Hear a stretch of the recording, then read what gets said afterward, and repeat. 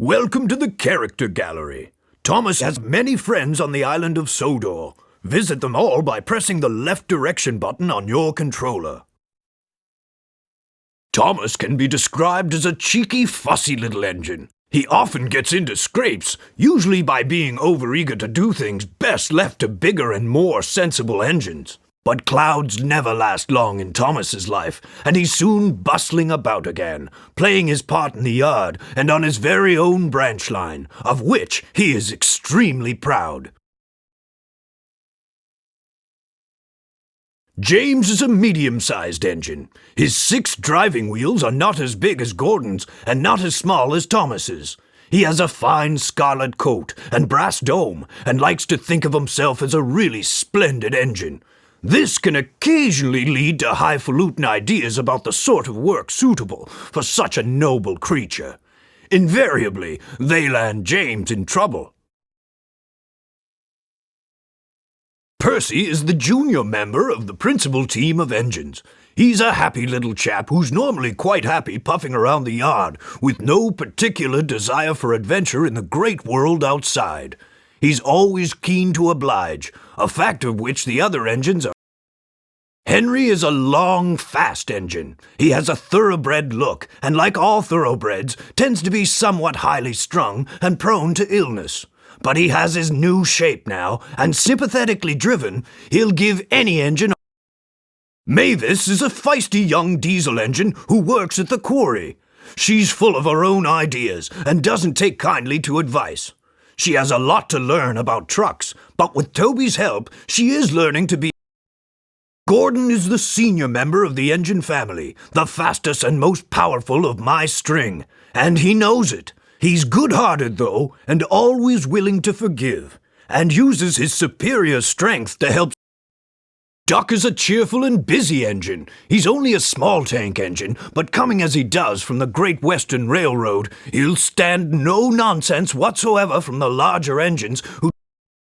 Edward is an older engine, but the most important thing about him is that he's kind. When the other engines misbehave, it's Edward that I turn to calm everyone.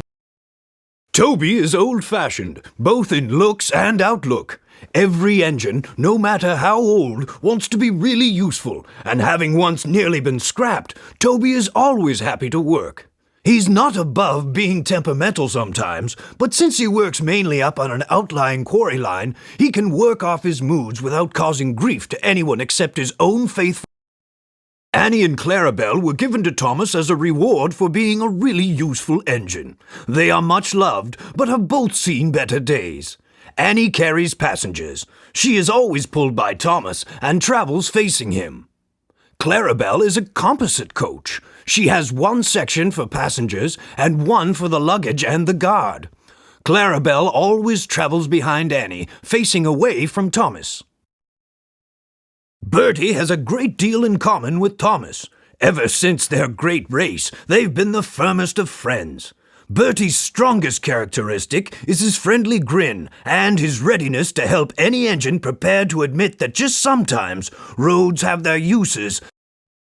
In a railway family, Harold can hardly avoid having a high profile. He brings a welcome spot of dash to the quiet landscape of Sodor whenever he appears, and even if the noise he makes is occasionally wearing, he is good-hearted, and the engines are all.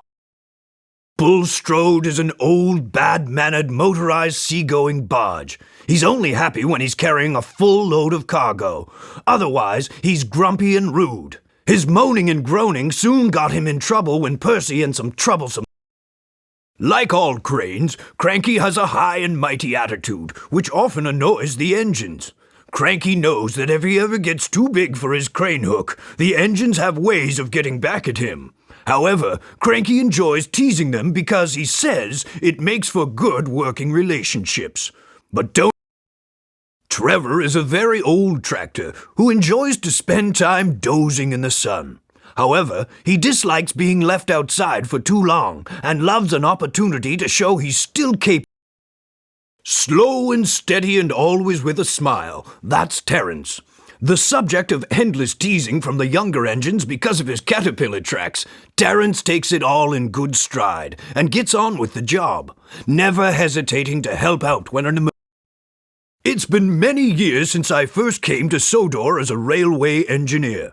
I rose quickly in the company, being a director at an early age and eventually chairman. My imposing appearance, no less than my firm but kindly handling of both engines and staff, earned me the affectionate nickname of the Fat Director.